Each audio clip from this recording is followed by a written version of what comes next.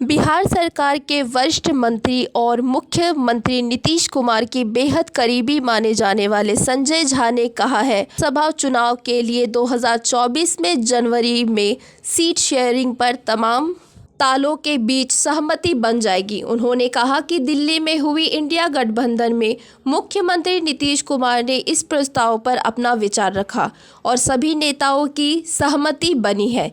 संजय झा ने कहा कि इंडिया गठबंधन का प्रधानमंत्री फेस कौन होगा महत्वपूर्ण नहीं है, बल्कि आगामी लोकसभा चुनाव में भाजपा को कैसे हराया जाए, इसके लिए जो तमाम रणनीतियां हैं वह महत्वपूर्ण है।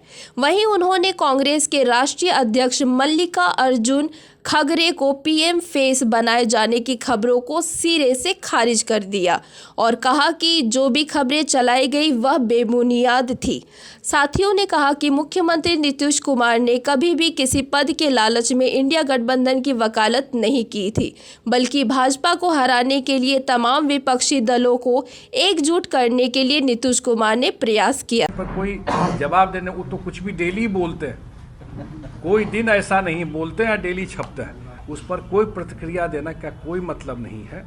पार्टी में कहीं कोई बात ऐसी है ही नहीं, गतिरोध नहीं है आपस में। किस बात का? इंटैक्ट है, बिल्कुल इंटैक्ट है और फेज बाई ही ना काम होता है। अब चुनाव का रिजल्ट आया, अब देखिएगा एक महीना में बहुत मोमेंटम दिखाई पड़ेगा। सर, ये राहुल गांधी कल देर रात मुख्यमंत्री नीतीश कुमार नहीं, हम लोग मंत्रिमंडल विस्तार को मुझे जानकारी नहीं इस पर। लेकिन सर, आपके पार्टी के एक सांसद जो हैं वो लगातार कहाँ सांसद हैं वो? आप लोग भी नहीं जानते हैं क्या कहाँ से आए थे और क्या बोलते हैं?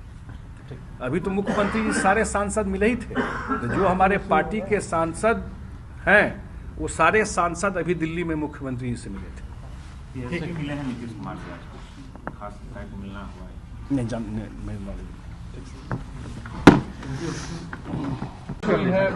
दिल्ली में सीट शेयरिंग को लेकर बात हुई और ये भी चल रहा है कि आप लोगों में आपसी विवाद है क्या? नहीं। 3.25 घंटा मीटिंग चली और मुख्यमंत्री जी ने स्पष्टता से दो बात रखी।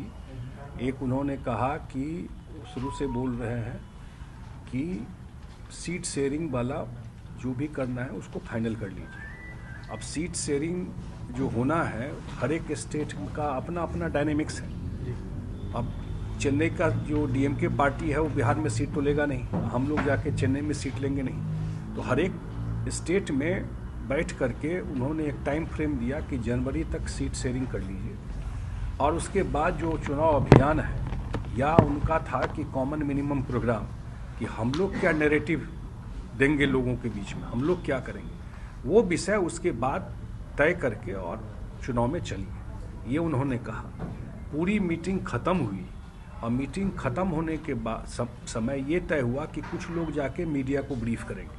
सबको नहीं जाना था मीडिया में ब्रीफ करने के लिए, और उसके बाद सबको नमस्ते करके तब निकला गया। इतना मैं बता, मैं साथ था इसलिए मैं और ऑथेंटिक बता सकता हूँ।